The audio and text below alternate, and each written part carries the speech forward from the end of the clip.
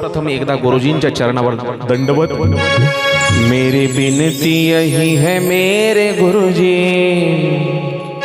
मेरी बिनती यही है मेरे गुरुजी, कृपा बरसाए रखना मेरे गुरुजी, कृपा बरसाए रखना मेरे गुरुजी, कृपा बरसाए रखना मेरे गुरुजी, कृपा बरसाए रखना,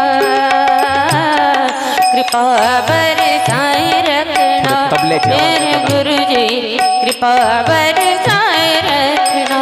मुझे तेरा ही सहारा मेरे गुरुजी, मुझे तेरा ही सहारा मेरे गुरुजी, कृपा बरसाए रखना है, कृपा बरसाए रखना मेरे गुरुजी, कृपा बरसाए रखना मेरे गुरुजी, कृपा बरसाए रखना।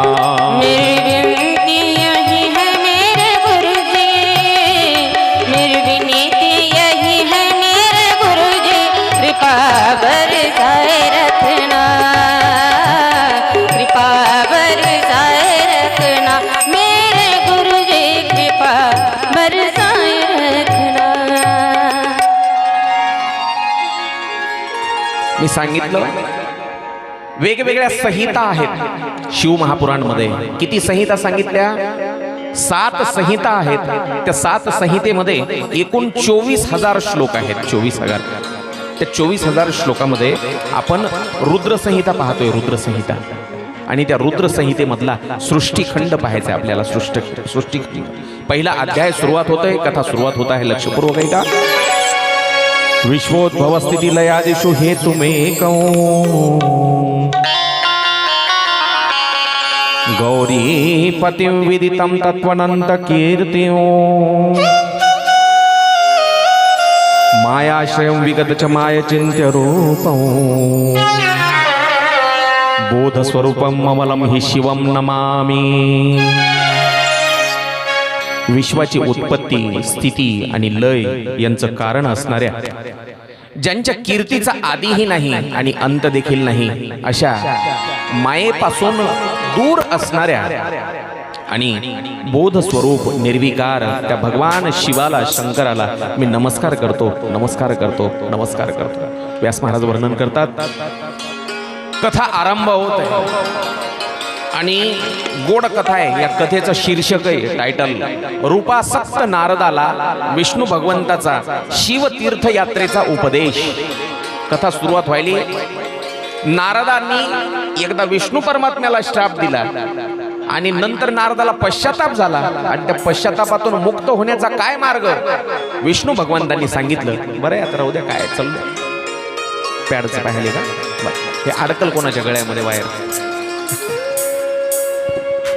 हॅलो हॅलो हॅलो ठीक आहे, चाललं। मॉनिटर्स फक्त याचा वाढलं तर पहा, मॉनिटरचा, बाकी तिकडचा आवाज चांगला यायला आज त्या स्पीकरचा, फक्त मॉनिटर वाढलं तर पहा। मॉनिटर हॅलो हॅलो शिटी मारल, वाढला आता मॉनिटर, चालतं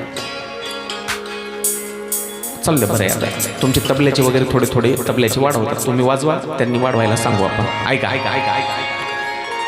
शौनकादी ऋषी सूत महाराजांना विनंती करतात, महाराज आपण ज्ञानी आहात, व्यासांचे प्रिय शिष्य आहात आणि सूर्याच्या तेजाप्रमाणे तुमचं तेज आहे। तुम्हाला आमची एक विनंती आहे। काय?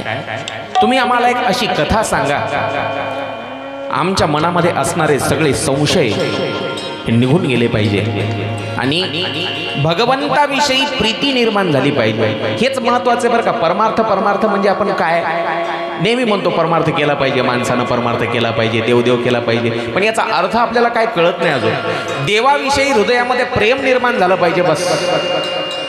प्रेम असतं आपल्या हृदयामध्ये, पण संसाराविषयी, ती संसाराविषयीची आसक्ती कमी होऊन भगवंताविषयी प्रेम निर्माण झालं पाहिजे, त्यालाच परमार्थ म्हटलंय।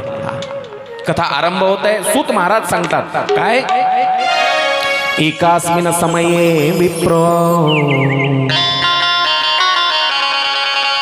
नारदो मुनी सत्तमः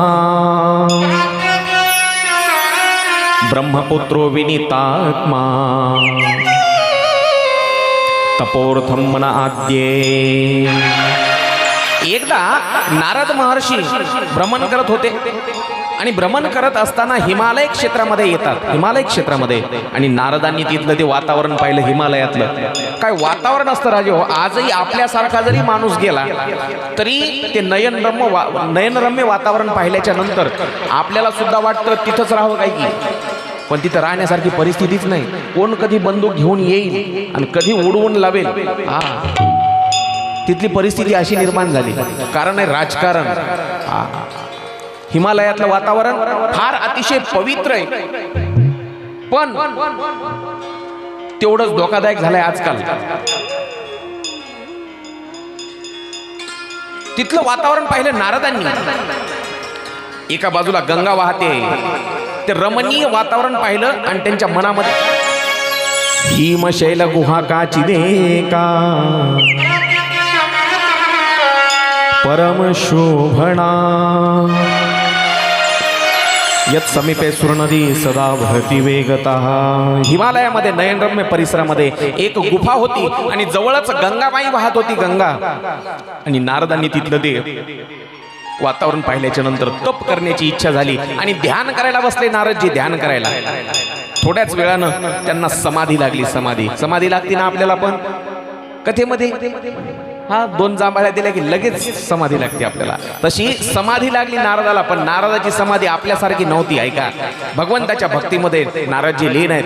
नारदांना समाधी लागली तपश्चर्येची आणि नारदांची तपश्चर्या पाहिली इंद्रानं तपश्चर्या पाहिल्यावर इंद्राला वाटलं नारदजी तप करतायत याचा अर्थ नारदाचा काहीतरी याच्यामध्ये हेतू आहे, स्वार्थ आहे. काहीतरी यांना मिळवायचंय. काय मिळवायचं असेल बरं? यानं जर तप केलं नारदानं आणि तप केल्याच्या नंतर जर देव प्रसन्न झाला, नारद हा आधीच लाडका भक्त आहे, जर यानं स्वर्गाची गादी मागून घेतली तर माझं पद धोक्यात आहे. माझं पद, मग मी काय करायचं? काहीही करून नारदाला तप करण्यापासून अडवायचं. पण नारद तर उठायला तयार नाहीत. आता ध्यान लावले, माहित नाही कधी उठतात. मग याची तपश्चर्या भंग केली पाहिजे. कशी करायची तपश्चर्या भंग? इंद्रदेवानं एक युक्ती केली. म्हणले आपण तर पुढे जायचं नाही, दुसऱ्याच्या खांद्यावर बंदूक ठेवू म्हणले ना, आपण मागून नेम धरू. कोणाच्या खांद्यावर बंदूक ठेवायची? कामदेवाला बोलवलं आणि कामदेवाला सांगितलं, कामदेवजी तुम्ही काय करा, नारदाचा तपोभंग करा. नारदाची तपश्चर्या भंग झाली पाहिजे. पण ऐका, कामदेव काय म्हणला, इंद्रदेवा माझा त्याचा काय धुरा नाही, मी कशामुळे त्याची तपश्चर्या भंग करू? माझी त्याची काय दुश्मनी? मला काय त्याच्या वार्डात उभं राहायचं नाही, ते का माझ्या वार्डात उभं राहिलं नाही, मी कशामुळे त्याची तपश्चर्या भंग करू? पण नंतर त्याला लोभ दाखवला, आणि लोभ दाखवल्याच्या नंतर मग कामदेव तपश्चर्या भंग करण्यासाठी तयार झाला. कोणाची तपश्चर्या भंग करायची? नारदाची. ऐका, कामदेवाने इंद्राला सांगितलं आणि नारदाची तपश्चर्या भंग करण्यासाठी कामदेव निघाले. नाना प्रयत्न केले त्यांनी, खूप प्रयत्न केले, पण त्याची तपश्चर्या भंग पावत नाही नारदाची. मग कंटाळा आला कामदेवाला, जाऊ द्या म्हणले, पण जाता जाता सांगून देऊ म्हणले इंद्राला, मी चाललो घरी म्हणून. इंद्राला फोन केला त्यांनी, कामदेवानं, आणि सांगितलं, इंद्रदेव नारदाची तपश्चर्या भंग पावायला तयार नाही, मग मी चाललो घरी, तुमचं तुम्ही पाहून घ्या. इंद्रदेव म्हणला, कामदेवा एवढ्या लवकर हार मानता का तुम्ही? काम तुमचं नाव आहे, कामदेव, जगाला वश करणारे तुम्ही, आणि तुम्हाला या एका नारदाची या साधूची तपश्चर्या भंग होत नाही. मग काळजी करू नका, तुम्ही एकटे नाहीत, वाटल्यास माझं सैन्य पाठवतो. माझं सैन्य. कोणतं सैन्य? रंभा, उर्वशी, मेनका, तिलोत्तमा अशा अप्सरा पाठवल्या. गायन वादन करणारे भरपूर वाद्य संगीतवाले लोक पाठवले. आणि त्या ठिकाणी कुठं? गंगेच्या काठावरती हिमालय प्रदेशामध्ये नारद ज्या ठिकाणी समाधीला बसले होते त्या ठिकाणी नृत्यगानं सुरू झालं. नृत्यगानं.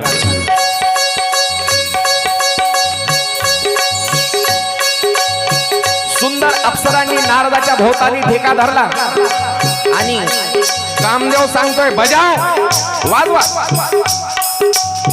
अप्सरा नाचू लागल्या आणि अप्सरांना कामदेव पुन्हा सांगतोय, नाचो. नारदाची तपश्चर्या काहीही करून भंग करायची आपल्याला. नाचो. नाचा म्हणतोय तर वाजवा रे. कामदेव सांगतोय स्वर्गातून आलेले रंभा, उर्वशी, तिलोत्तमा, मेनका आणि त्यांच्या सोबतचे सर्व संगीतकार मंडळी वाजवतायत, गातायत. कोणी ढोल नगाडे ताशे वाजवतोय, कोणी वीणा, संतूर, संवादिनी वाजवतोय. त्यावेळेला भरपूर जोराचा आवाज होतोय पण नारदावर काहीच परिणाम नाही. अप्सरा देहभान हरपून नाचतायत. नाचा म्हणतोय तर एक साधू वश होत नाही तुम्हाला. कशाची अप्सरा तुम्ही? नाचो. नाचून नाचून थकल्या त्या अप्सरा. सर्वांगातून कोवळ्या केसामधून घाम निघतोय त्या अप्सरांच्या. त्यावेळेला तरी नारदावर काहीच परिणाम होत नाही. राग आला कामदेवाला आणि कामदेवानं एकच आरोळी ठोकली. बंद करा, बंद करा, निघून जा इथून, निघून जा. कोण सांगितलं? कामदेवानं सांगितलं. यांना नाही बरं का, त्यांना म्हणलं हे जातील निघून. कालच्या कथेमध्ये असेच गेले मागच्या मागे सगळे उठून निघून जा म्हणलं की हा ऐका. कामदेवानं सांगितलं स्वर्गातल्या आलेल्या अप्सरांना निघून जा. कशाची अप्सरा तुम्ही? तुमच्याच्याने एका साधूची तपश्चर्या भंग पावत नाही, निघून जा. सगळेजण निघून गेले त्या स्वर्गातल्या अप्सरा. आणि आता सगळ्या अप्सरांना परत पाठवून दिलं. पण कामदेव तिथंच थांबलाय. तिथंच का? अरे सगळ्या जगावर आपला विजय आहे. पण मी जर नारदापासून हार मानून जर मी आता निघून गेलो तर माझी सगळ्या जगामध्ये तू होईल. मला कोण विचारलं उद्या? तिथंच थांबायचं ठरवलं. कामदेवाला कळून चुकलंय. अशा कितीही अप्सरा आणल्या तरी नारदावर काहीच परिणाम होणार नाही. मग याची समाधी आपोआपच बंद झाली पाहिजे. मग आपण याचा समाचार घेऊ. काही वेळानं नारद समाधीतून बाहेर आले आणि नारदानं डोळे उघडले. त्यावेळी कामदेव हातामध्ये हार घेतलाय. हार कोण? कामदेवानं असा हार घेतलाय. आणि नारदानं समाधीतून बाहेर आल्याबरोबर नारदाच्या पुढे गेले कामदेव हार घेऊन. मला एक सांगा, हा हार कशापासून बनलाय? फुलापासून. तरी पण याला फुलांची माळा न म्हणता हार का म्हणतात? सांगा कोणी? फुलांची माळा म्हणायचं याला, पुष्पमाळा म्हणायचं. मग याला हार कोण नाव दिलं? आता मला हे कोणतरी हार गळ्यामध्ये घातला, समजा महाराजांनी घातला. ज्या वेळेला महाराज हातात हार घेऊन समोर येतात त्यावेळेला वाकायची गरज महाराजाला पडते का? वाकायची गरज कोणाला पडते? ज्याला गळ्यात घालून घ्यायचंय, ज्याला वाटते माझ्या गळ्यात पडाव, त्याला अगोदर या हारापुढं हार मानावी लागते. अशी खाली मान घालावी लागते, बरोबर? म्हणून याला हार म्हणायचं. या हारापुढं हार मानल्याशिवाय हा हार गळ्यात पडत नाही. म्हणून याचं नाव हार. कामदेवानं तेच केलं, वाकवलं नारदाला. कसं वाकवलं? हार गळ्यात घालायच्या निमित्तानं नारदानं मान खाली घातली आणि त्यावेळेला स्तुती केली. स्तुती, वा वा वा वा बाबाजी, तुमच्यासारखा महात्मा आजपर्यंत मी जगात बघितला नाही. मागही कधी झाला नाही आणि पुढेही कधी होणार नाही. आवाज स्पष्ट समजतोय माझा? इको कमी करायचा का अजून काही गरज नाही? करायचं असेल तर करता येते आपल्याला, आवाज समजत नसेल तर. ऐका, तुमच्यासारखा महात्मा मागही कधी झाला नाही आणि पुढेही कधी होणार नाही. तुमच्यावर अप्सरांचा सुद्धा काहीच परिणाम झाला नाही. बाबाजी धन्य आहेत तुम्ही, धन्य आहेत. माझं नाव कामदेव आहे. भल्या भल्यांना छळलंय मी. कोणाकोणाला छळलं? दडक मारिली शंकरा, लय जणाला छळलं यानं. पण माझं तुमच्या पुढं सुद्धा काहीच चाललं नाही. मी तुम्हाला शरण आलो.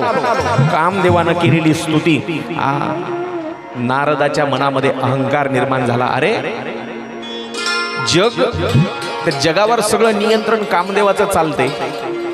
सगळे प्राणी त्याच्या अधीन आहेत आणि त्या कामदेवाला आता मी जिंकलंय. कामदेव माझ्या पाया पडतो याचा अर्थ मी कामाला जिंकलं, असं त्याच्या मनामध्ये अहंकार निर्माण झाला. अहंकार. कामदेव मला शरण आलाय, मी केलंय असं म्हटलं की माणसाच्या मनामध्ये अहंकार येतो. पुरुष मंडळी लक्षात घ्या, 2 एकर होती, 10 एकर घेतली, मी माडी बांधली असं म्हणलं की मी पण आला की तिथं अहंकार आला. अहंकार. लक्षपूर्वक आहे का? दिदे बस ग खाली, बस मा तूच माग बघायली, सावधान बसायचं, बसा काय. ऐका, अहंकार आला, अहंकार. आणि नारद आता निघाले. कामदेवानं सांगितलं, वा वा वा वा, माझ्यावर विजय मिळवला. नारदजी म्हणले ठीक आहे ठीक आहे, अशा छोट्या मोठ्या गोष्टीकडे लक्ष देत नाही मी, पण याच्या मनामध्ये अहंकार आलाय. नारद तिथून निघाले आणि ब्रह्मदेवाकडे आले. ब्रह्मदेव म्हणजे नारदाचे काका, हा नारदाचे वडील, म्हणजे डोके सोबत घेऊन आलेत सगळेजण. वा. बापांना विचारलं काय रे नारदा कुठं होता, इतके दिवस दिसला नाही. त्यावेळेला नारदाच्या मनामध्ये अहंकार शिरलेला होता. नारदाने सगळं सांगितलं. सगळं कुठून सांगितलं? बाबा हिमालयामध्ये गेलो होतो, तिथं ती एक गुफा पाहिली, तिथली ती गंगा नदी पाहिली, नयनरम्य सौंदर्य. मग बसलो मी एका जागी, मग मला समाधी लागली. मग समाधी लागल्यावर मग ते इंद्राला राग आला, इंद्रानं कामदेवाला पाठविलं, अप्सरा आल्या, सगळं सांगितलं त्यानं सुरुवातीपासून. ऐका, ब्रह्मदेवाला कळून चुकलं, आपलं पोरग अहंकारामध्ये चाललंय, अहंकारामध्ये. याच्या मनामध्ये अहंकार शिरलाय. ब्रह्मदेवाला वाटलं हा जर आता शंकराकडे गेला किंवा विष्णू परमात्म्याकडे जर हा पोरगा गेला आपला नारद, तर नक्कीच याचा घात होईल. हा अहंकारामध्ये बुडल्या जाईल. आणि त्याला सांगितलं मग आता तू भगवान शंकराकडे कैलासामध्ये किंवा वैकुंठामध्ये जाऊ नको, आणि गेला तरी ही गोष्ट सांगू नको. मग माणसाला अशी एक सवय आहे, जी गोष्ट करू नको म्हणलं की ती अगोदर करते. बरोबर. माणसाच्या मनाचं देखील तसंच आहे. मनाला सांगितलं ना त्या गोष्टीचा विचार करू नको, ती गोष्ट त्याच गोष्टीचा रात्रंदिवस चिंतन करते ते. चला आता तिथून थेट नारदानं कैलास गाठलं. कैलास पर्वतावर गेल्याबरोबर विचारलं पार्वती आई साहेबांना, अरे नारदा खूप दिवसापासून दिसला नाही, कुठं होता? थोडासा इको कमी करा, थोडासा माझाच फक्त, बाकीच्यांचा राहू द्या. कुठं होता? त्यावेळेला नारदानं, आता समजा तुम्ही 4-5 दिवस पंढरपूरला गेलात, बरोबर आहे. पंढरपूरला गेल्यावर मग पंढरपूरहून आले तुम्ही 4 दिवसाला, लक्ष द्या इकडे. मग शेजारणीनं विचारलं समजा तुम्हाला, कुठं गेली होती ग? विचारते ना शेजारीनं, तुम्ही काय सांगायचं? कुठं गेले होते तुम्ही? पंढरपूरला. मग काय सांगायचं? पंढरपूरला गेले होते. पण तिला पंढरपूरला एवढंच न सांगता तुम्ही तेवढ्यावर गप्प बसत नाहीत. बसता का? नाही. कसं सांगता तुम्ही? शेतातून मग काल पिंट्याच्या पप्पांचा फोन आलता 4 दिवसाखाली. मग फोनवरच सांगितलं आपल्याला संध्याकाळच्या गाडीनं पंढरपूरला जायचंय. मग काय माय सांगू, गडबड, दशम्या केल्या, धपाटे केले, चटणी केली, लोणचं घेतलं, डबा भरला, पिंट्याचे कपडे, पिंट्या पप्पाचे कपडे, माझे कपडे, बॅगा भरल्या. मग ऑटोत बसले, बस स्टँडला गेले, एसटीत बसले, कंडक्टरनं बेल वाजवली, ड्रायव्हरनं ब्रेक मारलं, धपकन पडले. सगळं इतकं सांगता का नाही तुम्ही? तसंच झालं नारदाचं. एवढं सांगायची गरज आहे काय? काय सांगायचंय? फक्त पंढरपूरला गेले होते, बरोबर. हे सगळं रामायण सांगायची गरज आहे का? तसंच नारदानं सगळं सांगायला सुरुवात केली. आहा, काय ते हिमालय पर्वत, काय तपश्चर्या, काय अप्सरांचं नृत्य गाणं, कामदेव शरण आला. पार्वतीला शंकराला वाटलं नारद आजपर्यंत चांगला होता, पण आता त्याच्या मनामध्ये अहंकार आलाय, म्हणून सांगितलं. निदान इथं सांगितलं, तिथं जाऊन तरी सांगू नको. कुठं? वैकुंठात जाऊनही नारदाचं तेच काम. काय? ते तपश्चर्या आणि ते. एक लक्षात घ्या मायबाप, काहीच नाही, इकडं लक्ष द्या. पंखा लावायला, ते फॅन, जरा गरमी व्हायली, हे मंडप सगळीकडून पॅक असल्यामुळं थोडंसं गरम वातावरण आहे, बोलून घाम येते. ऐका, आपण जे पुण्याचं काम केलंय, तुम्ही पंढरपूरला जा, तुळजापूरला जा, अक्कलकोटला जा, कुठे दर्शन घ्या, कुठं पंगत घाला, पुण्य केलेलं कधीही सांगायचं. म्हणून आपल्याकडे पद्धत आहे पूर्वीपासून चालत आलेली. तीर्थयात्रा करून आल्याच्या नंतर एक आपण कार्यक्रम करत असतो. कोणता? मावद्याचा. त्याला काय म्हणायचं? मावदे. मी वदणार नाही, मी वदणार नाही. वदणार नाही म्हणजे मी माझ्या तोंडानं आता इथून पुढे सांगणार नाही की मी फलाण्या यात्रेला जाऊन आलो. हा त्याचा भाव आहे. पुण्य केलेलं कधी सांगायचं नाही. तुम्ही पुण्य केलं आणि सांगत बसलास, ते पुण्य संचय संपून जातो. एक लक्षात घ्या. तुम्ही सप्त्याच्या ठिकाणी देणगी दिली तर त्याची वाट पाहता माझं नाव कधी सांगतो का नाही की तो देणगी गोळा करणारा. पूर्वी तर फार खतरनाक पद्धत होती.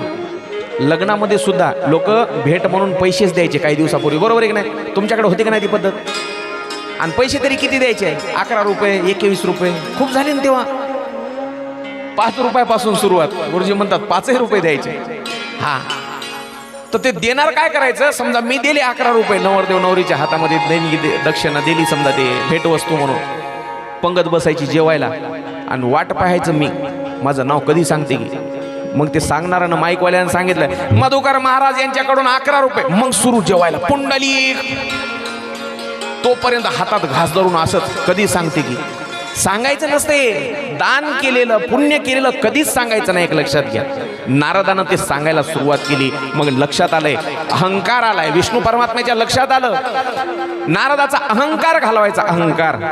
आणि अहंकार घालवण्यासाठी भगवंतानं एक माया निर्माण केली. माया काय निर्माण केलं? एक मायावी नगर निर्माण केलं. मायावी नगर ऐका, फार लक्षपूर्वक ऐका, फार गोड कथा आहे. मायावी नगर, आणि ते मायावी नगर फक्त आणि फक्त नारदाला दिसत होतं. नारदाला. तुम्ही म्हणाल असं कसं होईल?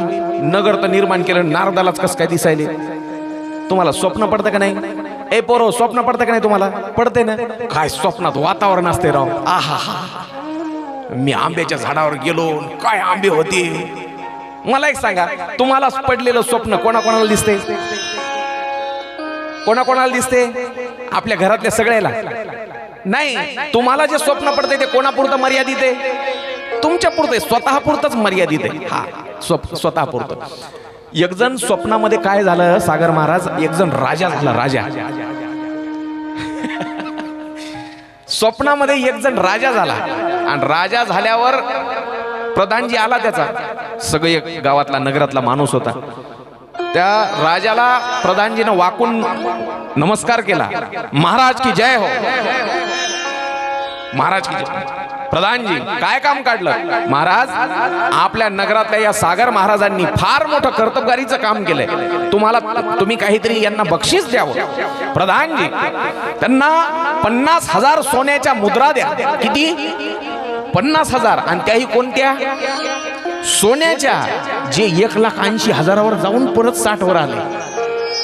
सोन्याच्या मुद्रा द्या. 40 वर आलं गुरुजी. आज वाढलंय. रात्री ट्रम्प तात्या म्हणजे अमेरिकेचे राष्ट्राध्यक्ष, त्यांनी काय केलं, जे टॅक्स लावला होता, टॅरिफ लावला होता, ते टॅरिफ रद्द केलाय. त्याच्यामुळं आज शेअर मार्केट जवळपास 2.5 ते 3% वाढलंय. सोनं जवळपास 160 झालं का, म्हणजे 7-8 हजारांनी सोन्याची वाढ झाली. आणि चांदी सुद्धा 25,000 वाढली. म्हणजे 7.5% जवळपास काहीतरी चांदी वाढली. ऐका बघा, तुम्ही म्हणाल महाराजाला काय घ्यायचं का द्यायचंय? काहीच नाही, उघड लक्ष बातम्या पाहू लागलो तिथं. बाबाच्या इथं, आपल्या चौकदार बाबाच्या इथं, सहज म्हणून नजर गेली टीव्हीवर. काय घेणं नाही देणं नाही आपल्याला काय होय. ऐका, किती मुद्रा द्या? 50,000 सोन्याच्या मुद्रा द्या. कोणाला? आपल्या गावातले नगरातले सागर महाराज. प्रधानजीला सांगितलं 50,000 मुद्रा द्या. मला सांगा, स्वप्न संपलं, ते नाटक संपलं. नाटकामध्ये झालेला राजा होता ते. प्रधानाला सांगितलं 50,000 सोन्याच्या मुद्रा. नाटक संपलं. नाटक संपल्यावर मग तेच राजा प्रधानाला काय म्हणते, ते पावबर आपले सकाळचे 300 रुपये दिलेले उसने. किती? 300. नाटकामध्ये 50,000 सोन्याच्या मुद्रा द्या म्हणणारा व्यक्ती 1 मिनिटात कफल्लक झाला का नाही? नाटक संपलं. तसं हे जीवन नाटक आहे माय बापो, हे लक्षात घ्या. एका क्षणात माणूस कोट्याधीश असते आणि दुसऱ्या क्षणाला इथं कफल्लक असते.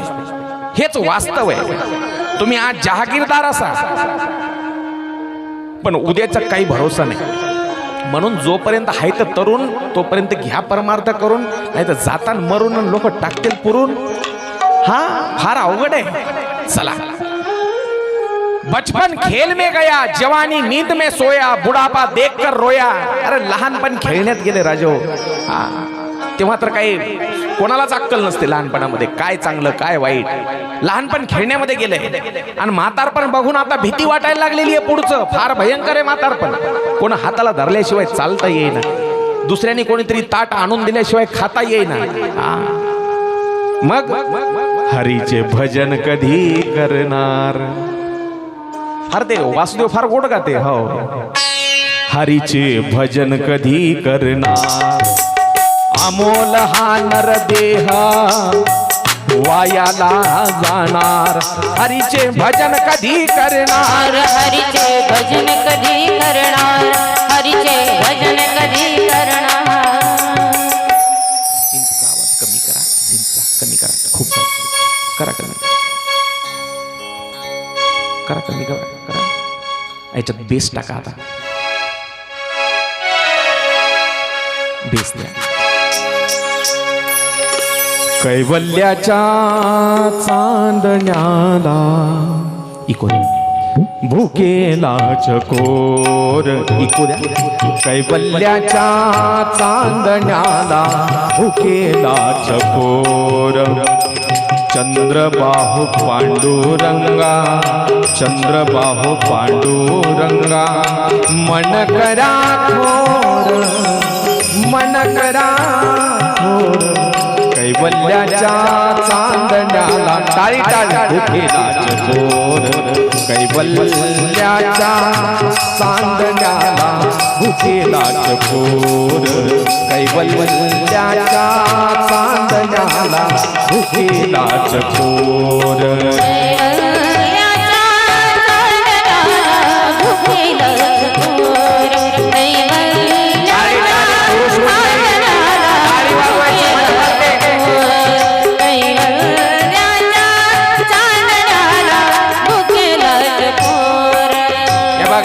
पुरुष मंडळी टाळी वाजवायची नुसती कथा ऐकून उपयोग नाही टाळी वाजवायची भजन करायचं पाठीमागे बसलेले नुसती कथा ऐकायला बसायचं नाही घरी काम नाही म्हणून इथे येऊन बसायचा उपयोग नाही सर्वांनी संकीर्तनामध्ये भजन टाळी वाजवलीच पाहिजे टाळी वाजवायची सगळ्यांनी हे बालवई खेळी रमलो बालवई खेळी रमलो बालवई खेळी रमलो हो बालवई खेळी रमलो बालवई खेळी रमलो तारुण्य नासले बालवई खेळी रमलो तारुण्य नासले वृद्धपणी देवा आता वृद्धपणी देवा आता वृद्धपणी देवा आता दिसे पैल तीर चंद्रबाहु पांडुरंगा चंद्रबाहु पांडुरंगा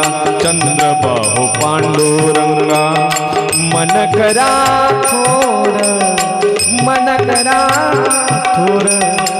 कैवल्याच्या चांदण्याला भुकेला चकोर कैवल्याच्या चांदण्याला भुकेला चकोर कैवल्याच्या चांदण्याला भुकेला चकोर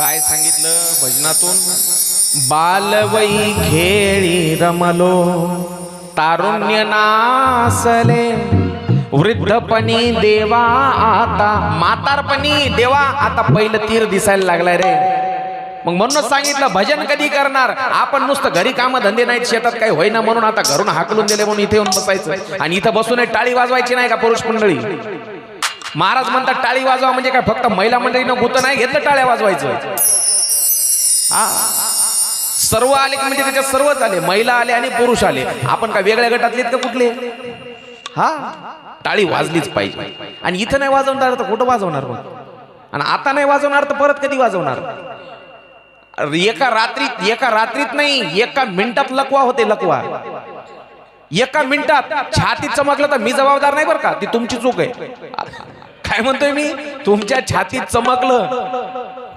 एकच सेकंद लागते बायको म्हणती माय कप बशी चहा होता ते तर पिऊ दिला नाही पिऊ देत नाही ते फार खतरनाक आहे यमाचं काम कधी प्रामाणिकपणे टाळी वाजवली नसती आयुष्यामध्ये मग असा वाकडा हात धरावा लागते असं वाजवता म्हणलं तरी वाजवता येत नाही टाळी एक विचार करा हीच संधी आहे आयुष्यातली हा म्हणून म्हणतो मी चला कुठं होतो आपण विष्णू परमात्म्यानं भगवंतानं एक मायावी नगर निर्माण केलं मायावी नगर ऐका मायावी नगर निर्माण केलं मायावी म्हणजे काय कळालं का तुम्हाला अजून सांगू एकदा एका शब्दामध्ये मायावी असा हे शब्द ग्रंथामध्ये आला की लोकांना वाटते मायावी म्हणजे काय माहित नाही हे सगळं थोतांड आहे पोथ्या पुराणामध्ये काही असते म्हणतात काही असते बरोबर आहे अशी अनेक जणांची कल्पना आहे की पोथ्या पुराणामध्ये काही पण असते पण नाही मी ते समजून सांगितल्याशिवाय पुढेच जात नाही मायावी म्हणजे काय सगळ्यात सोपं सांगतो ऐका. एक जण काय झालं, माझा मित्र होता, आहे ती आता बी सागर, माझा एक मित्र आहे वसमतचा, त्याचं एकदा लग्न झालं. एकदाच होत असते, त्याचं झालं लग्न. आणि लग्न झाल्यावर काही दिवसानंतर त्याची बायको पुन्हा माहेरी गेली. जाते ना लग्न झाल्यावर नवरी पुन्हा माहेरी जाते, बाहेर गेली. आणि मग ते बाप, ते पोरग, भाऊ असे सगळेजण हॉलमध्ये बैठकीमध्ये झोपले. पण पोराच्या डोक्यामध्ये बायकोचाच विचार द्या. आता माझी बायको माहेरी गेली, आता येणार परत. ऐका ना, रात्रीला झोपले पण स्वप्नामध्ये सुद्धा त्याला त्याच्या सोबत कोण आहे, बायकोच आहे. बायकोच्या हाताला धरले त्यानं आणि गार्डन मध्ये फिरायला गेलं. बरोबर, कुठं गेलं, गार्डन मध्ये फिरायला. गार्डन मध्ये फिरायला गेल्यावर त्याला होती एक सवय. कशाची, तुमच्याकडे पानपट्टीवर ते असं सुपारी घासून मिळते की नाही, मिळते ना, त्याला काय म्हणतात, खर्रा, मावा. मावा सुपारी तंबाखू असे घासायची आणि ते पोरग खायचं, तोंडात भरलेलं इतकं. गार्डन मध्ये गेलं, बायकोला हातात सोबत घेतले, हातात धरले आणि गार्डन मध्ये फिरायला गेले. गुरुजी झाडाखाली बसलं, मस्त ते सिमेंटचे टेबल खुर्च्या असतात मस्त, त्याच्यावर बसले. बायको बोलायली, वा वा काय छान गार्डन आहे मालक. पण याच्या तोंडात होतं ते मावा खाल्लेला. बरोबर, त्याला बोलताच येईना काही. बायको लाडानं म्हणाली, आहो बोला ना काहीतरी, थुकून टाका ते तोंडातला मावा. बायकोनं सांगितलं म्हणल्यावर थुकावं लागणार की नाही, थुकलं ते. पण कुठं झोपलेलं होतं, बापाच्या जवळ. बापाच्या तोंडावर थुकल्याबरोबर बाप उठला आणि कमरत लाट घातली. मूर्खा, तोंडावर थुकतो, मला स्वप्न पडलं. माझ्या तोंडावर थुकतो का, स्वप्न पडलं, थोबाड तोंड मला झोप. आता हे स्वप्न मला सांगा, ही माया कोणापुरती मर्यादित आहे, ते एकट्यापुरती ज्याला स्वप्न पडलं. तसं ती मायावी नगर फक्त कोणाला दिसत होतं, फक्त नारदाला. पटलं का आता मायावी म्हणजे काय असते, ही भगवंताची माया आहे माय बाप. फक्त नारदाला दिसत होतं. नारदाला ते नगर दिसायलंय आणि नारदाने त्या नगरामध्ये प्रवेश केला. शतयोजन विस्तार आहे तिचा, शतयोजन म्हणजे 100 योजन विस्तार आहे. आणि त्या नगराचा राजा आहे शीलनिधी नावाचा, शीलनिधी तिथला राजा. आणि त्या शीलनिधी राजाची एक मुलगी आहे, तिचं नाव विश्वमोहिनी. काय नाव तिचं म्हणा, विश्वमोहिनी. नावातच मोहिनी आहे, तिच्या नावातच. एवढी सुंदर, एवढी सुंदर. बापानं सांगितलं, विश्वमोहिनी बेटा इकडे ये, नारदजीच्या समोर बस. आणि नारदाच्या समोर बसल्याच्या नंतर नारदांना सांगितलं, नारदजी जरा तिचं भविष्य तरी सांगा, उद्या तिचं स्वयंवर होणार आहे. ही कथा मी रामायणामध्ये सांगितली होती, तुमच्या लक्षात आहे का, राम जन्माचे 5 कारण. आणि तीच कथा शिवपुराणात सुद्धा येते. कोणाच्या लक्षात असेल श्रोते, मी ही कथा 2 वर्षापूर्वी सांगितली होती, कोणाच्या लक्षात आहे का नाही माहित नाही. नारदांनी भविष्य सांगितलं, पण तिच्या चेहऱ्याकडे पाहिल्यावर नारदाला वाटलं, एवढी सुंदर अप्सरेसारखी दिसणारी ही मुलगी मला जर आधी भेटली असती तर मी हिच्यासोबत लग्न केलं असतं. मी शपथ कशाला घेतली असती, मी ब्रह्मचारी. पेपरला बातमी दिली मी, नारद ब्रह्मचारी राहणार म्हणून. चूक केली मी. मग काहीही करून ही मिळवली पाहिजे आपण. काहीतरी वेडवाकडं भविष्य सांगितलं तिचं आणि गडबडीनं तिथून नारदजी निघाले आणि थेट आले विष्णू परमात्म्याकडे. आणि विष्णू परमात्म्याला सांगितलं, देवा सुंदर स्वरूप द्या मला, सुंदर. कशासाठी रे, लग्न करायचंय. आणि तू नाही म्हणला होता की कालच, नाही म्हणला आता करायचंय. सुंदर स्वरूप द्या. किती रूप, किती सुंदर, तुमच्यासारखं हरिरूप द्या, हरिरूप. हरिरूप दिलं, सोन्यासारखं सगळं अंग चमकते, सोन्यासारखं सगळं शरीर सुंदर. पण तोंडात मात्र बंदर, माकड, माकडाचं तोंड आहे. आणि तितकं सुंदर रूप दिल्याच्या नंतर नारदजी गेले आणि दुसऱ्या दिवशी त्या स्वयंवराच्या मंडपामध्ये जाऊन बसले, पहिल्याच रांगेत. तिनं आल्याबरोबर माझ्याच गळ्यात माळ घालावं म्हणले, दुसऱ्याला कोणाला पाहू सुद्धा नाही. पण विश्वमोहिनी हातात वरमाला घेऊन आली आणि पहिल्या रांगेत बसलेलं हे माकड पाहिलं. म्हणले उठल्या उठल्या माकडाचं तोंड दिसलं. म्हणली काही 4-5 लाईन सोडून दिल्या आणि गेली. सर्वात शेवटी विष्णू परमात्मा बसलेले होते. आणि विष्णू परमात्म्याला पाहिल्याबरोबर जगात त्याच्यापेक्षा कोणी सुंदर आहे का, लावण्याचा पुतळा तो. त्याच्या गळ्यात माळ घातली विष्णू परमात्म्याच्या. आणि विष्णू परमात्मा त्या विश्वमोहिनीला घेऊन सगळ्यांच्या देखत निघून गेले तिथून. पण नारदाला वाटलं, ही मला म्हणजे हिची अपेक्षा मला होती, मला बायको करायची होती, देवानं घेऊन गेले. अरे म्हणले, तिला सौंदर्याची पारखच नाही. भोवताला बसलेल्या लोकांना नारदजी काय म्हणतात, तिला सुंदरता काय माहीतच नाही. माझ्यासारखा सुंदर पुरुष असताना तर विष्णू परमात्म्याच्या गळ्यात माळ घातली. कोण म्हणाले, नारदजी. पण भोवतालचे जे राजे होते का, ते काय म्हणले, नारदजी जरा तुमचं थोबाड तर बघा. काय झालं माझ्या तोंडाला? माकडाचं तोंड आहे तुमचं, माकडाचं. मरकट बदन भयंकर देही, देखत हृदय क्रोधमातेही. राग आला माकडाचं तोंड म्हणल्यावर, भयंकर राग आला. आणि तिथून नारदजी निघाले. थोड्या अंतरावर विश्वमोहिनीला घेऊन जाणारे विष्णू भगवंत भेटले. तेव्हा नारदाकडे पाहून हसतायत. कसं फसवलं? पण नारदाच्या मनामध्ये भयंकर राग आलेला आणि रागाच्या भरामध्ये श्राप दिला. अरे विष्णू देवा, कपटी आहेस तू, कपटी आहेस का?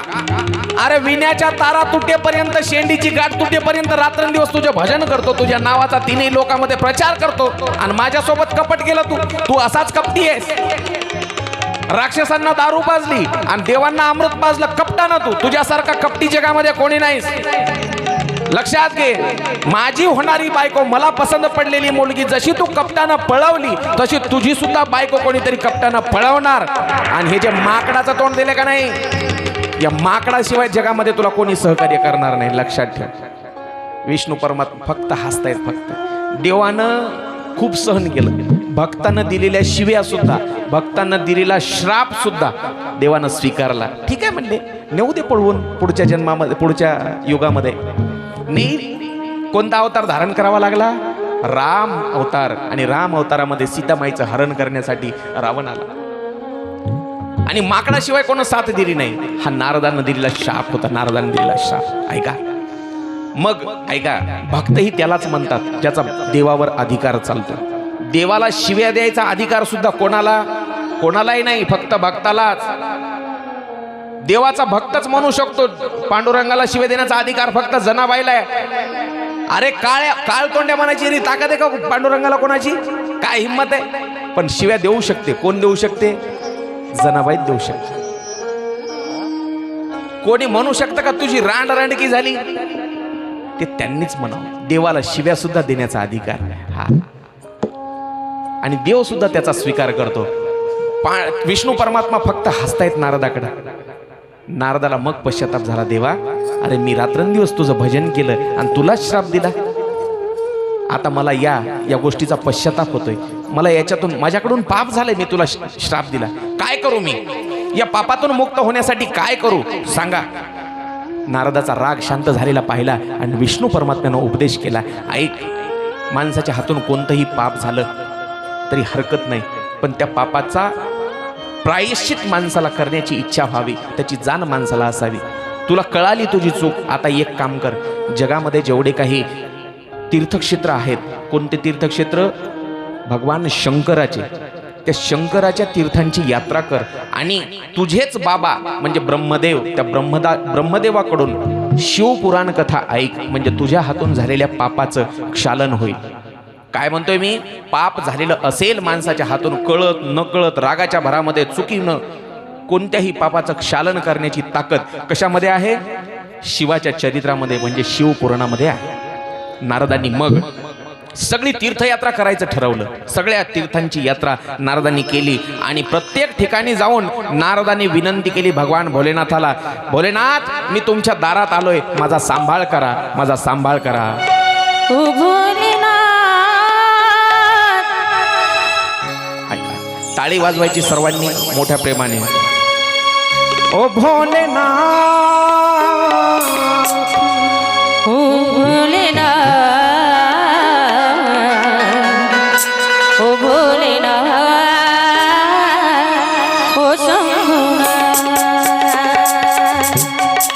ओ भोलेनाथ, ओ शंभुनाथ,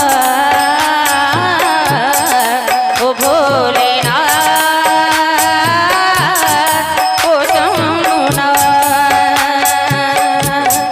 न तेरे दर पे आ गया भोले, अब संभालो मुझे.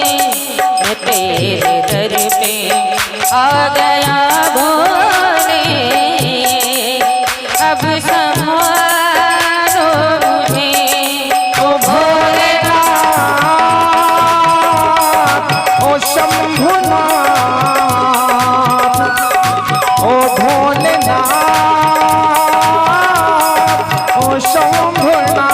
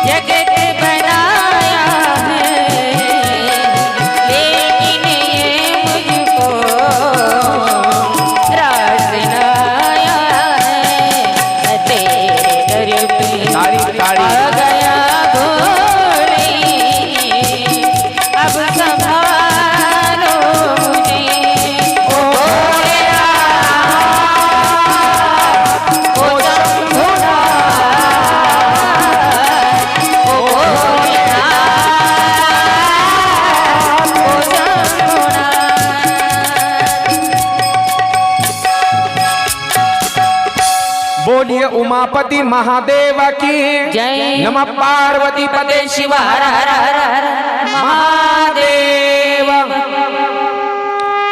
सगळ्या तीर्थयात्रा केल्या कोणी? नारदांनी।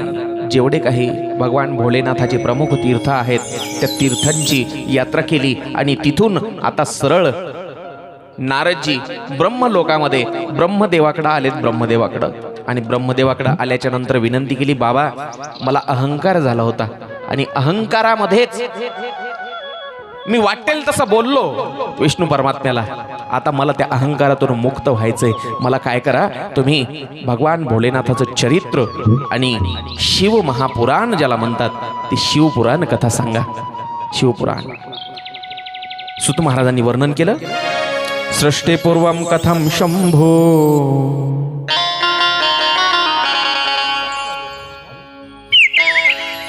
सृष्टे पूर्वम कथम शंभो स्वरूपेण प्रतिष्ठितः सृष्टिमध्ये सहितं कथम क्रीडम संवर्तते प्रभो। सृष्टीच्या आधी सृष्टीच्या रचनेनंतर आणि सृष्टीच्या संहारानंतर सुद्धा भगवान शिव भगवान शंकर कशा प्रकारे लीला करतात, त्यांचे विवाह कसे झाले, त्यांची मुलं कोणते आणि त्यांच्या सर्व कथा तुम्ही मला सांगा बाबा। मुलानं विनंती केली बापाला आणि ब्रह्मदेव अतिशय आनंदी झाले। आनंदी का आनंद होणार नाही हो एका बापाला मला सांगा? जर कोणाच्या मुलाची जर अशी सात्विक इच्छा असेल, सात्विक आणि परोपकारी इच्छा आहे मुलाची इच्छा असते। आजकाल मुलांच्या इच्छा आहेत पण सात्विक इच्छा असली पाहिजे। ती मुलाची सात्विक मागणी ऐकून बापाला आनंद होईल। एखादा जर आजकाल पण सात्विक मुलाची जर इच्छा सात्विक असेल बापाचं समाधान होत नाही। एखादा जर मुलगा म्हणला बाबा मला महाराज व्हायचे, अरे काय पडलं त्याच्यामध्ये? बाप काय म्हणते, काय पडलं त्याच्यामध्ये? नोकरी धंदा कर, पैसे कमाव आणि मोठा माणूस हो, महाराज होण्यात काय पडले? असंच वाटतं का नाही?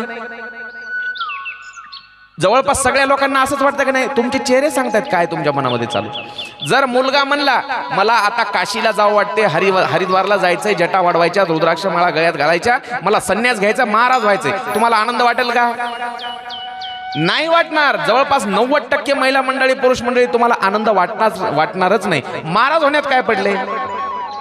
पण नारदाची इच्छा होती मला भगवंताचं चरित्र ऐकायचंय। ब्रह्मदेवाला आनंद वाटला। मुलाची सात्विक आणि परोपकारी तुझ्या निमित्तानं सगळ्या जगाला कथा ज्ञात होईल, ही जगावर उपकार करणारी कथा आहे। मग ही मागणी जेव्हा नारदाची ऐकली ब्रह्मदेवाला अतिशय आनंद झाला, परम संतोष झाला आणि ब्रह्मदेव म्हणतात हे वत्सा तुझा हा प्रश्न लोक कल्याण करणार आहे, पापांचा क्षय पापांचा नाश करणार आहे।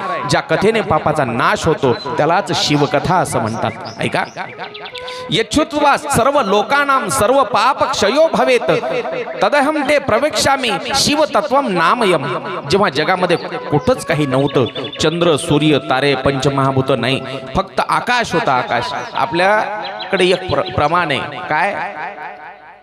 जेव्हा कोठेच नव्हते काही, चंद्र सूर्य तारा पण नाही, मग तिथे एक ढालगज निर्माण झाली, बरोबर? म्हणजे माया निर्माण झाली। तीच कथा आहे सृष्टीच्या उत्पत्तीची। ऐका, भगवान सदाशिव होते त्यावेळेला, जगामध्ये चंद्र नाही, सूर्य नाही, तारे नाही, पंचमहाभूत नाही, फक्त आकाश होतं। आणि तेव्हा भगवान सदाशिवानं आपल्याच शरीरातून, काय म्हणतोय मी, आपल्याच शरीरातून एक स्त्री तत्व वेगळं केलं। भगवान भोलेनाथानं आपल्याच शरीरातून एक स्त्री तत्वाची निर्मिती केली, तिचं नाव अंबिका होतं, अंबिका। आणि शंकरानं एका आनंद वनाची निर्मिती केली, त्या शिवलोकाची निर्मिती केली, त्याचं नाव काशी। काय म्हणतोय मी, काशी। काशी ही ब्रह्मदेवाच्या सृष्टीतला भाग नाही। ब्रह्मदेवानं सगळी सृष्टी निर्माण केली, पण काशी ब्रह्मदेवानं निर्माण केलेली नाही। सगळ्या सृष्टीच्या आधी देखील काशी होती आणि ती भगवान भोलेनाथानं निर्माण केलेली आहे। ऐका, हे सगळं पुढे विस्तारानं सांगणार आहे। आज मला कसंही करून लग्नापर्यंतची कथा सांगायची, आज माझ्यावर बंधन आहे, लग्नापर्यंतची कथा सांगणं भाग आहे, हे मी पुढे पुन्हा विस्तारानं सांगणार आहे। चला, त्यानंतर भगवान शंकरानं आपल्या डाव्या अंगानं एक पुरुष निर्माण केला. त्या सुंदर असणाऱ्या पुरुषानं जेव्हा शंकराला विचारलं मी कोण आहे, तेव्हा शंकरानं सांगितलं तुम्ही अत्यंत व्यापक असल्यामुळं तुमचं विष्णू हे नाव असेल.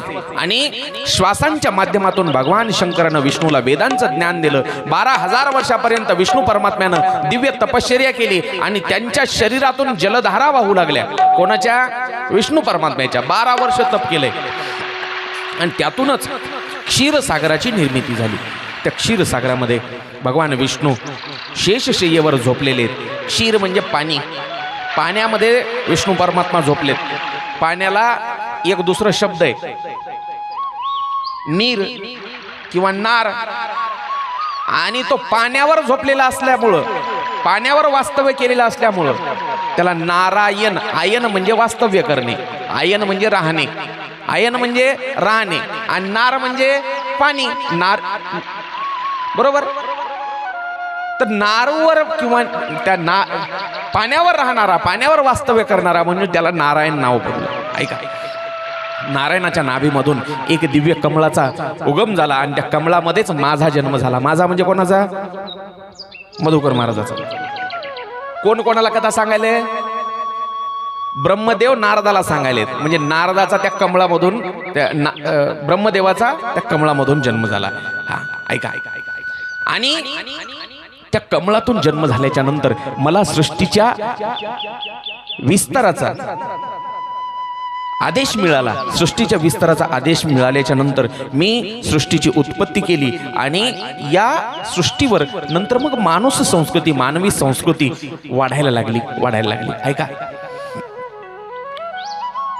त्यावेळेला नारद म्हणले बाबा कशी संस्कृती निर्माण, मानवी संस्कृती निर्माण केली सांगा मला थोडंसं विस्तारानं. त्यावेळेला ब्रह्मदेव सांगतात, टाईम पाहिला मी किती वाजलेत ते, कारण मला ही कथा मागं ठेवायची असेल तर मागं ठेवता म्हणून सांगत होते. ऐका, एवढी कथा सांगणार आहे आणि एवढी कथा सांगल्याच्या नंतर मग पुढच्या कथेकडे जाणार आहे. त्याच्या अगोदर इंटरव्हल होणार आहे. हा 12,000 वर्ष तप केलं आणि त्या नाभी कमळामधून जेव्हा जन्म झाला तेव्हा मी परत नारायणाकडे आलो. परत नारायणाकडे कोण सांगायले? ब्रह्मदेव. आणि ब्रह्मदेव जेव्हा आले त्यावेळेला नारायणाकडे आल्याच्या नंतर दोघांचा वाद सुरू झाला. वाद काय? वाद कोण मोठं? ब्रह्मदेवानं सांगितलं अरे नारायणा तुझा बाप आलाय, उठ. असा झोपलास का? कोणाला सांगितलं? नारायणाला. आता मला सांगा कोण कोणाचा बाप आहे? नारायण बाप आहे ब्रह्मदेवाचा. पण जर समजा पोरग आता घरी आलंय आणि पोरगच बापाला म्हणू लागले ए बाबा असा पाय लांब करून का म्हणून झोपला? तुझा बाप आलाय, उठ. राग येईल का नाही? विष्णू परमात्म्याला राग आला आणि दोघांचं भांडण झोपलं.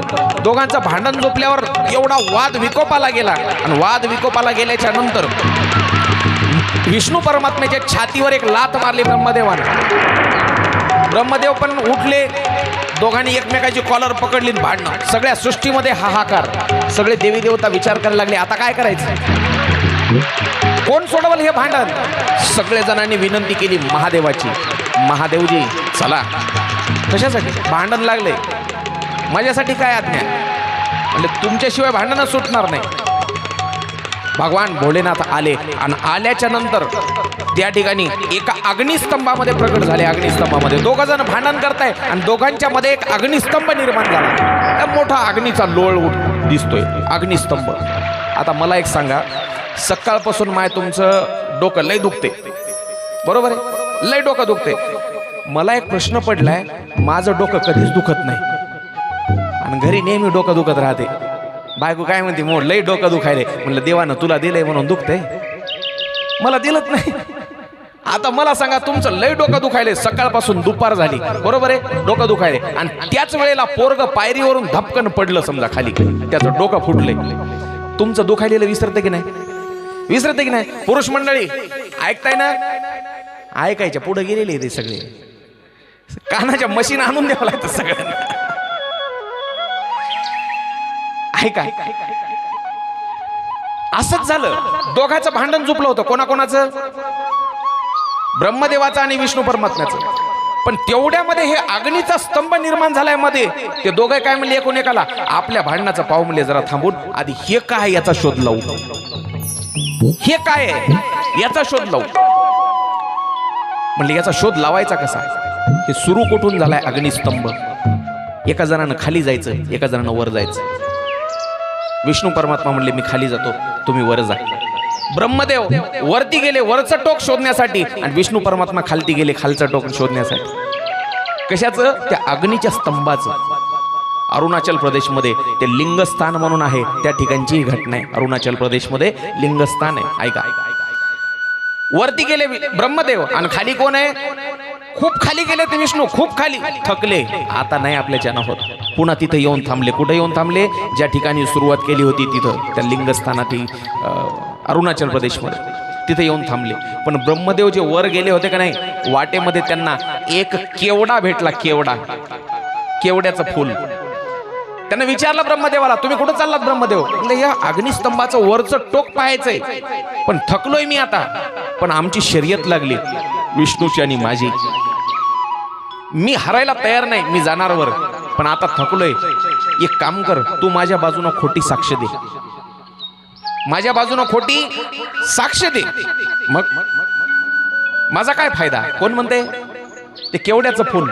अरे सगळीकडे तुला पूजेला मान मिळेल, तू जर माझ्या बाजूनं खोटी साक्ष दिली. ठीक आहे. आली तिथंच नारायण परमात्म्याजवळ. आल्याच्या नंतर त्यांनी विचारलं एकमेकाला, विष्णू परमात्म्याला विचारलं, तुम्हाला लागला का शोध. म्हणले नाही. खाली मान घालून सगळ्या देवी देवतांसमोर विष्णू परमात्म्यानं माल खाली घातली, अपमान झाला. पण ब्रह्मदेवाला जेव्हा विचारलं विष्णू परमात्म्यानं, तुम्हाला शेवट वरचं टोक मिळालं का. हो मिळालं. कोण आहे साक्षीदार. हे केवड्याचं फुल आहे. केवड्याच्या फुलानं खोटी साक्ष दिली. माझ्या समोर ब्रह्मदेवानं वरचं टोक पाहिलं. भगवान भोलेनाथाला राग आला. एक जटा उपटली आणि रुद्राची निर्मिती केली, आणि रुद्राला सांगितलं याची पूजा करा ब्रह्मदेवाची. त्याच्या हातामध्ये शस्त्र दिलं, खडक दिलं. खडगानं पूजा केली ब्रह्मदेवाचं. एक मुंडकं कापलं, एक मुंडकं. कशामुळं, खोटं बोलण्यामुळे. एक लक्षात घ्या, खोटं बोलण्याची शिक्षा आहे. 5 शिरं होते ब्रह्मदेवाला. किती शिरं, 5 शिरं. खोटं बोलल्यावर एक मुंडकं कापलं. कापल्याबरोबर ब्रह्मदेव शरण आला. आता आपलं काही खरं नाही. शरण आल्याबरोबर, तो भोळादेव आहे, भोळादेव. शरण आला बरोबर महादेवानं सांगितलं, बस झालं, तुला पश्चाताप झाला ना खोटं बोलण्याचा. ठीक आहे, पण तू खोटं बोललास, आता तुझी जगात कुठेही पूजा होणार नाही. खोटं बोलल्याची शिक्षा आहे. खोटं बोलणाराची कधीच पूजा होत नाही. तात्पुरता मान मिळेल तुम्हाला, पण नंतर मात्र नाही. कुठेही जा तुम्ही, ब्रह्मदेवाचं मंदिर पाहायला मिळेल का कुठं. फक्त एकच ठिकाण आहे, ते सांगतो पुढं कुठे. तुझ्या बाजूने ज्यानं खोटी साक्ष दिली, कोण दिली होती. आजपासून केवड्याचा आणि माझा 36चा आकडा. महादेवावर केवडा व्हायला चालतो का, व्हायचाच नाही. महादेवाला सहन होत नाही. केवड्याच्या वासाची अगरबत्ती सुद्धा महादेवाच्या मंदिरात न्यायची नाही. केवड्याचा वास सहनच होत नाही त्याला. केवड्याचा आणि महादेवाचा 36चा आकडा. तुझा सुद्धा आज माझ्यापासून संबंध संपला. महादेवाच्या पूजेमध्ये केवडा चालत नाही. पुष्कर मध्ये, पुष्कर कोणतं राज्य आलं, मध्य प्रदेश का राजस्थान, मध्य प्रदेश. मध्य प्रदेशला ते केवड्याचं फुल पडलं. त्या ठिकाणीच एक ब्रह्मदेवाचं मंदिर आहे. तिथंच त्या केवड्याची पूजा ब्रह्मदेवाला चालते. एकाच जागी पृथ्वीवर मंदिर आहे त्या ब्रह्मदेवाचं. खोटं बोलल्याची शिक्षा. ऐका, अशाच पद्धतीनं पहिल्यांदा जगामध्ये शिवलिंग निर्माण झालं. कुठं निर्माण झालं, तो अग्निस्तंभ ज्या ठिकाणी प्रगट झाला अरुणाचल प्रदेशमध्ये, ते स्थान लिंगस्थान म्हणून आहे, लिंगस्थान म्हणून प्रसिद्ध आहे. चला ऐका, नंतर त्या अग्निस्तंभाची निर्मिती झाली. तिथं ते लिंगस्थान म्हणून प्रगट झालं. त्या अग्निस्तंभाकडं पाहिल्याच्या नंतर आम्हाला त्याच्या दक्षिण भागामध्ये ओंकाराचं वर्णन सांगतोय. ओंकार जगामध्ये कसा निर्माण झाला, ओंकार कसा निर्माण झाला. त्याच्या दक्षिण भागामध्ये अकाराचं दर्शन झालं. अकाराचं. ओम म्हणा तुम्ही, ओम, ओम म्हणा, ओम. बर, आता मला सांगा, ओम म्हणताना कोणते कोणते शब्द आले मध्ये, याचा विग्रह करा. 3 भाग पडतात, अ, उ आणि म. ओम हा शब्द 3 अक्षरापासून तयार झालाय, त्याची माहिती सांगतोय ऐका.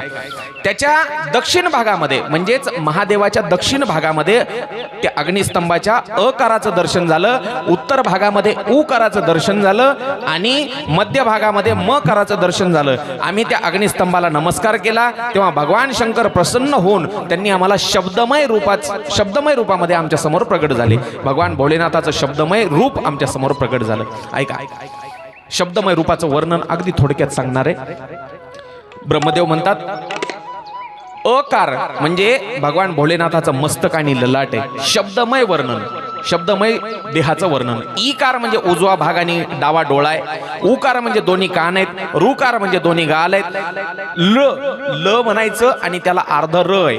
ल ला खाली अर्धा र जोडलेला आहे. पोरं म्हणा ल, नुसतं ल नाही, त्याला खाली र सुद्धा आहे. ल. आमच्या गावात पण एक पोरग होतं, आमच्या गावात एक पोरग होतं, त्याला र म्हणायला लावलं आणि त्याला रच म्हणता येत नसं. त्याला र म्हणताच आलं नाही, कधीच नाही. मग त्याची आई, आता घरी पाहुणे आले की राम राम घालावं लागायचा, त्याला राम राम म्हणताच येईना. मग त्याची आई काय म्हणली, तुला असा राम राम म्हणता येईना ना, मग तू काय करायचं, र च्या आधी ड्र लावायचं. काय करायचं, र च्या आधी ड्र ड्र. आता राम राम म्हणा, ड्र राम राम. कसं 50-60 वर्षाचं झालं, मरून गेलं, त्याला मरोस्तोर बी राम राम म्हणता चालत नाही, ड्र राम राम म्हणे दे. तसंही हे ल ला अर्ध र लावायचं. र ते र म्हणजेच एकार आणि दोन्ही ओठ आहेत. ओठ आहेत भगवान भोलेनाथाचे. ओ आणि औ खालचे आणि वरचे दात आहेत. अम आणि आहा ही भगवान भोलेनाथाची टाळू आहे. क नावाचे जे 5 अक्षर आहेत हे उजवे 5 हात आहेत. च अक्षर हे डावे 5 हात आहेत. ट आणि त म्हणजे दोन्ही पाय आहेत. प म्हणजे पोट आहे. फ आणि ब भगवान भोलेनाथाचा पार्श्वभाग आणि डावा भाग, उजवा आणि डावा पार्श्वभाग आहे. भ हे अक्षर भगवान भोलेनाथाचा खांदा आहे. म हे महादेवाचं हृदय आहे. ह हे अक्षर भगवान भोलेनाथाची नाभी आहे आणि क्ष हे अक्षर भगवान भोलेनाथाची नासिका आहे. असं भगवान शंकराचे शब्दमय स्वरूपाचं दर्शन केल्याच्या नंतर आम्ही भगवान भोलेनाथाची स्तुती केली आणि उमेसहित भगवान भोलेनाथाचं रूप पाहून आम्ही नतमस्तक झालो. एकदा भगवान भोलेनाथाचं भजन करू.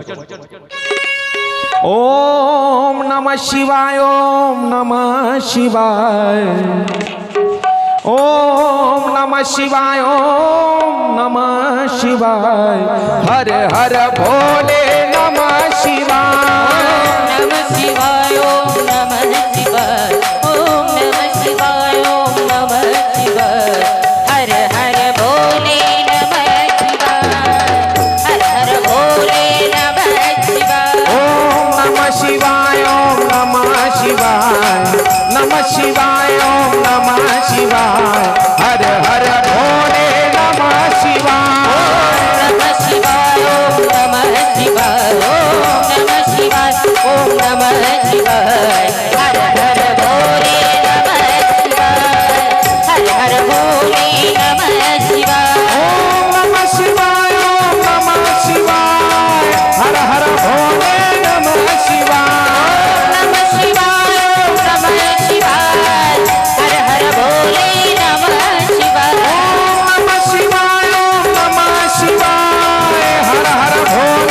नमः शिवाय. नमः शिवाय, ओम नमः शिवाय, हर हर भोले नमः शिवाय. ओम नमः शिवाय, ओम नमः शिवाय. हर हर भोले नमः शिवाय. नमः शिवाय, ओम नमः शिवाय, हर हर भोले नमः शिवाय. ओम नमः शिवाय, ओम नमः शिवाय. हर हर भोले नमः शिवाय.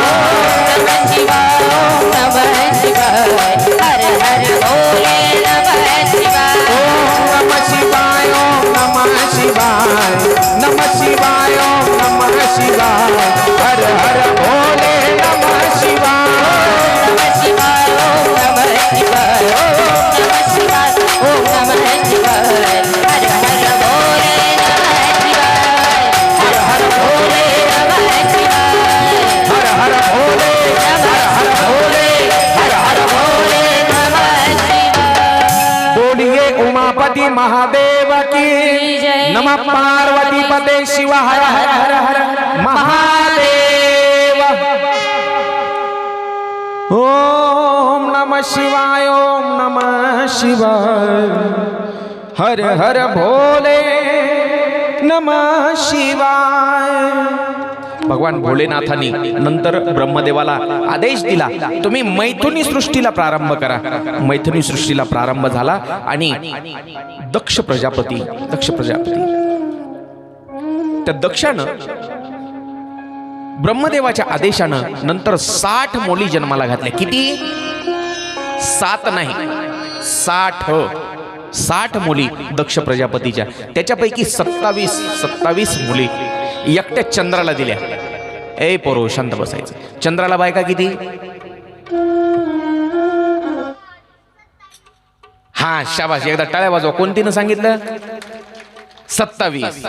60 मुली तर दक्ष. अरे 10वीचा बोर्डाचा निकाल पाहिला ना राज्याचा, मुलीच पहिल्या नंबरला आहेत. 12वीचा निकाल पाहिला तरी मुलीच आहेत. नुसत्या महाराष्ट्राचा नाही, पूर्ण देशाचा जरी निकाल पाहिला तर मुलीच पुढे आहेत. आणि राष्ट्रपती सुद्धा आज एक स्त्री आहे. आपलं काय नाही, टाईट जीन्सची पॅन्ट, खिशात कंगवा, बस झालं आपलं कॉलेज. ऐका माय बाप, लक्ष द्या इकडं. 27 मुली आहेत चंद्राला, 27 बायका आहेत चंद्राला. 60 मुलीचा हिशोब सांगतोय दक्षाच्या. 27 चंद्राला दिल्या, 2 अंगिरा ऋषीला दिल्या, 2 कृष्णाश्वाला दिल्या, 1 तारकाशाला दिली आणि 13 कश्यपाला दिल्या. आणि दक्ष राजानं नंतर देवी अंबिकेची स्तुती केली. अंबिकेची आणि अंबिका देवीची स्तुती केली. दिव्य वर्षेनु दक्षस्तु सहस्त्राणाम त्रयम सभा तपस्य 4 नियतः संयतात्मा दृढव्रत. इंद्रियांचा निग्रह करून दक्ष राजानं 3000 वर्षापर्यंत देवीची आराधना केली, आई अंबिकेची.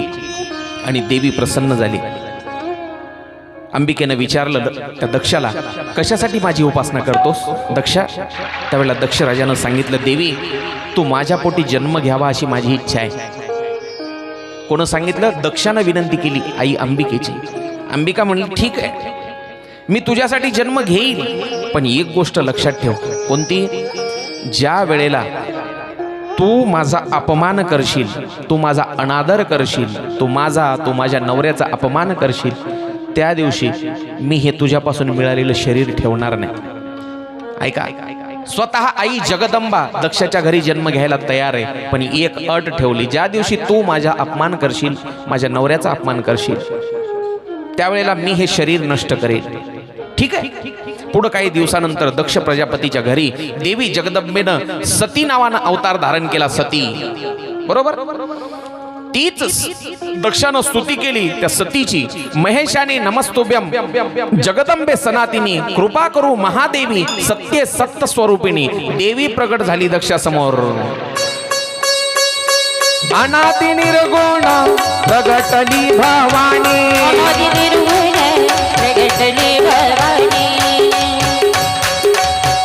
ऐका, उभं राहतील सगळेजण. सगळे महिला मंडळी, पुरुष मंडळी, सर्वांनी हे बघा, छातीत चमकलंय बाबा हो, त्याच्यामुळे उभं राहायचं लवकर. एका ठेक्यामध्ये, एका तालामध्ये टाळी वाजवायची सर्वांनी. अनादि निर्गुण प्रगटली भवानी. अनादि निर्गुण प्रगटली भवानी. विविध तापाची करावया झाडणी.